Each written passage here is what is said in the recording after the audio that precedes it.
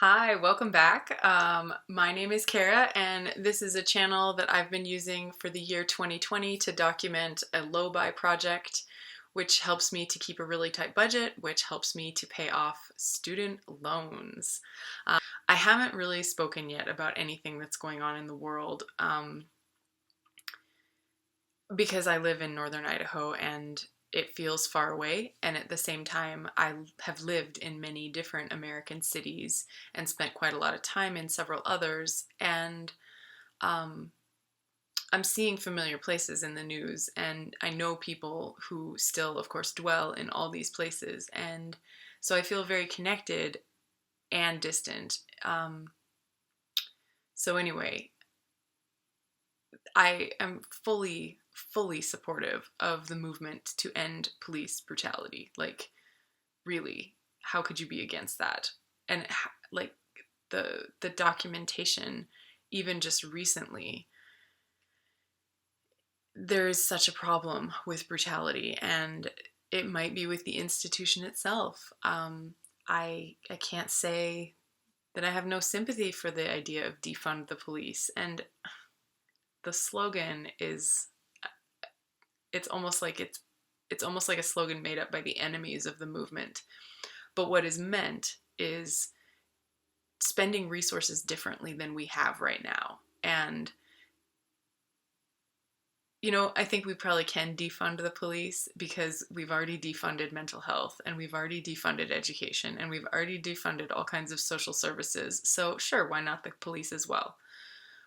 But what they mean is, of course, to put resources back into all of those things that have been defunded and have left the police as the last and only person to call for all those other kinds of problems. Um, anyway, it doesn't seem that complicated. It's a terrible slogan for what they're trying to accomplish, and I completely support it. Um, yeah, from my little tiny town here where nothing is really happening. I shouldn't say nothing is happening. We had a small march here in Sandpoint to be in solidarity and support Black Lives Matter and to be against police brutality, and it was beautiful, and there were so many people that went to it, so many young people. And here in Sandpoint, it's a very diverse town, ideologically diverse. Um, and along with the people who marched in solidarity, there were lots of different other groups of people that came, some in support and some in criticism, and like many of them were heavily armed, and some of them were heavily armed in a threatening way, and some of them were heavily armed and like, it's weird to say this, in a not threatening way. They were heavily armed and they were there in support and to protect the people marching in solidarity. But you can imagine that nuance is easily lost. So there's been a little bit of drama in the community about who meant what by their presence and by their attire and all of that. Idaho is a really interesting place because it has a very strong culture of live and let live, and so many people come here to live how they want to live, lo and behold. um, and I want to add, to be just crystal clear, I don't know anybody who's happy that white supremacists are here as well, and thankfully there are fewer than there used to be, but the reputation is earned. uh, the reputation is earned, and there is undercurrent here in society frequently. But nobody that I know of is happy about white supremacists choosing to live here. Unfortunately, that live and let live culture provides a certain amount of cover, and I mean, I don't know how to fix that, but anyway, there's so many different kinds of people that have lived here. It's a fascinating place to live. It's a really good place to listen to people and realize that nobody fits the categories. Nobody fits the categories. Democrat, Republican, right, left, progressive. Nobody fits the categories here. And I think nobody fits the categories anywhere. But here it's just really interesting. You scratch the surface and everybody's a political scientist. Everybody's got their own philosophy. Everybody has strong opinions. I don't know if they're all substantiated completely or not. But it's an interesting community, and in spite of the tension and the drama in this little town over the Solidarity March and everybody who showed up and what they meant with their presence there, in spite of that, it remained peaceful. And most people have had the chance to express themselves, and that's important. Not sure what else to say. I missed out on it. Like, I was working when it happened, and I've only heard some stories and conversation since then.